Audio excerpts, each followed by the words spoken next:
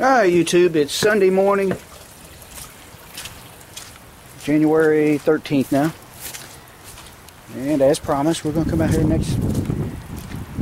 here this morning and do some primering. As you can see, it's been pouring all night long. Ground is soaked, saturated. Nasty day. I came out here earlier this morning and checked, see how dry it was in the garage, and that dehumidifier is working pretty well considering how bad it is out here. So looks like we'll be able to do some primering.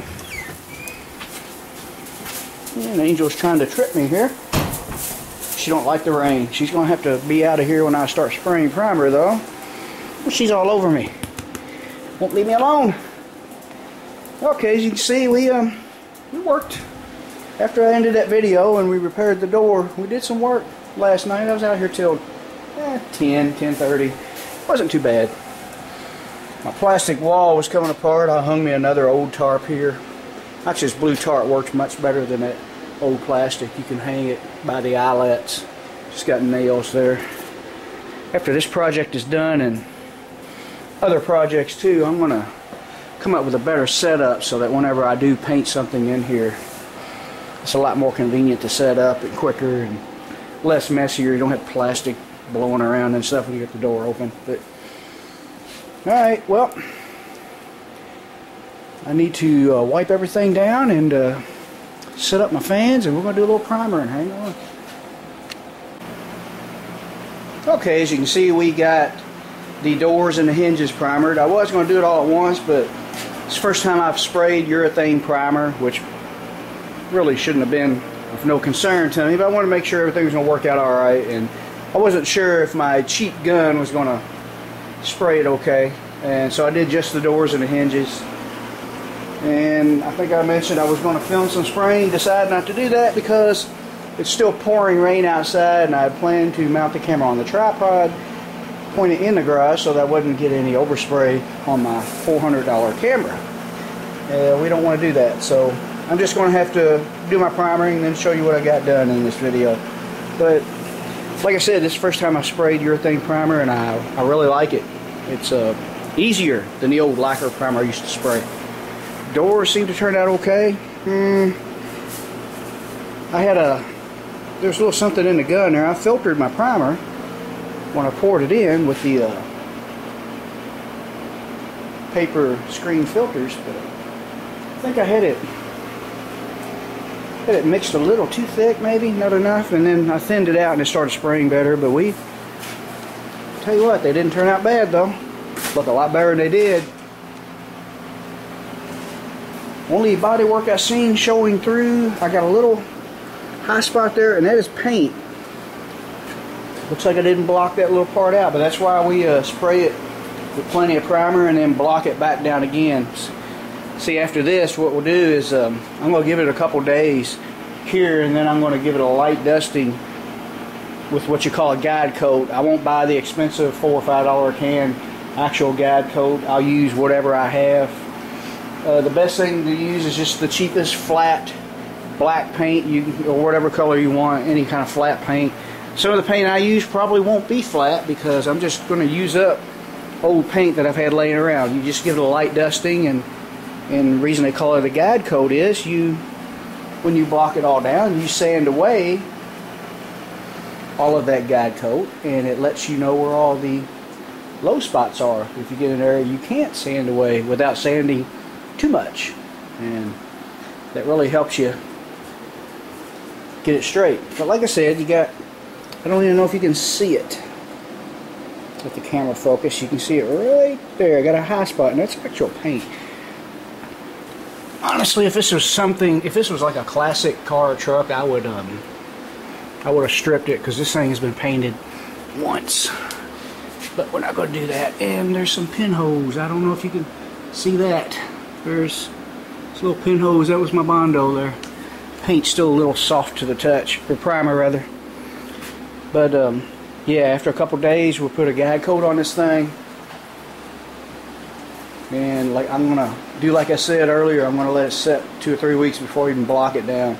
What I'll do is I'll block it down with 180, find all my little imperfections, or most of them at least, and then Once I get that the way I want it, I'm going to seal it with the epoxy primer and then spray my final primer, a couple coats on top of it, and then it will be ready for final wet sanding and painting. But while this is sitting for 3 weeks, there's plenty for me to do. I've mentioned that before. The other body parts and the actual body work on the bed. Now the bad thing about me only doing the doors and the hinges is that I got overspray on top of that cab. I'm gonna have to wipe that down again because I'm not sure. Yeah, I could. If you spray on top of that, I don't think my primer is going to stick to my sanded surface there. So yeah, I get to clean it off again. I guess it won't hurt to clean it twice. So I'm going to get that done, and that'll be all I can do today, and I'll show you what the whole cab looks like when I'm finished. Okay, there it is, all primered up and ready to sit, wait, and cure. Looks like it turned out pretty good. Got a lot of practice in spraying, and the good thing about primering it all at once, except instead of doing it a little bit at a time as you're doing your body work, is kind of gives you an idea of what it's going to be like to spray a truck of this size and what you got to go through to get that cab, top of that cab covered good and stuff. And I learned a few things while spraying this primer. Of course, any small mistakes during the first coat of primer isn't that big a deal, because like I said, we'll be blocking all this back down with 180 after it cures in a couple of weeks. But one thing I did notice, we're awful close to the roof. It don't look that bad really right now, but once you get up in there and start spraying, you will accidentally bump the lights and stuff, which can knock dirt into your paint, stuff like that. Of course, before I paint, the garage will be cleaned up better than it is right now. I don't have a paint booth, so I have to paint my garage. And what I normally do is I take everything out and I come in here with a pressure washer and clean everything, wall, ceiling, and all. And that keeps the dust down to a minimum, which would be wet sanding and buffing anyway. But you still want as little dirt as possible. But yeah, body work didn't turn out too bad. This side here, I don't know if you can see that body line looks a little crooked, kind of curves down right about here. We're going to have to reblock that. Of course, that's what we use our primer and guide coat for, to fix any imperfections. And it looks like there's either, I don't know if I need to sharpen, I think I need to sharpen this body line up. It looks a little dull right here, and it makes it look like there's kind of a bulge there, but I think I just need to sharpen that corner up. And I'll show you what I mean when I start blocking this back down here in a few weeks. But other than that, I'm happy with it. Truck looks a lot better than it did this morning, that's for sure. And like I said, the urethane primer, I kind of like it. Now my gun, I just used my old cheap Harbor Freight gun that I've been painting my small parts with, chassis parts and stuff. But I wouldn't recommend using it for something large. It did okay, but it doesn't want to cover large areas very well, which it's a small gun. That's not what it's for. It's for small parts. But I tried it anyway. I always like the gravity fed guns better though. But I think next time I primer, I'm going to use my old, if I can find it, I have an old Sharp siphon gun. I think it's up there. Yeah, it's hard to see it. It's a really nice gun, expensive gun. I've had it for a long time. But I have a DeBelvis. Can't show you right now because it's sitting in the passenger seat. I bought me a DeBelvis Finish Line. A lot of people seem to like them. They're not top of the line, but they're very good guns. I think the DeBelvis is top of the line. I forgot the name of it. They got several different kinds. They got guns up to, they got $500 and $600 guns, $400 guns. I don't think I need that. I don't paint that often, which I do want to do some more restoration projects down the road, so but we'll see how that paint gun works. But anyway, I told you I'd make a video on primering. Sorry I didn't get to show you actual spraying action, but like I said, the weather, you know, I had to, of course, for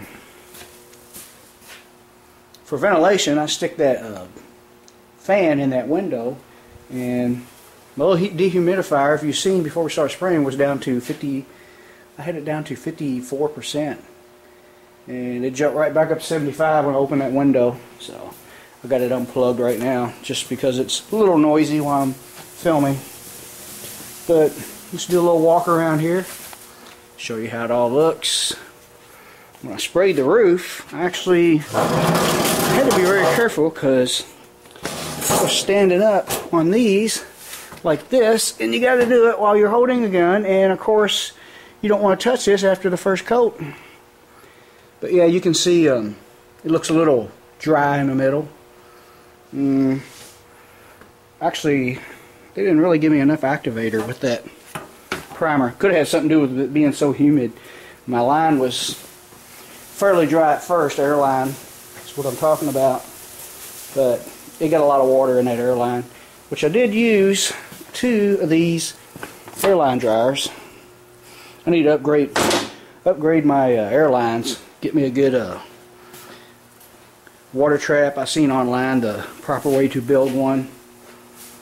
Stuff like that. But as we go along, do more projects. In between projects, we'll figure out ways to improve our shop here to do better work.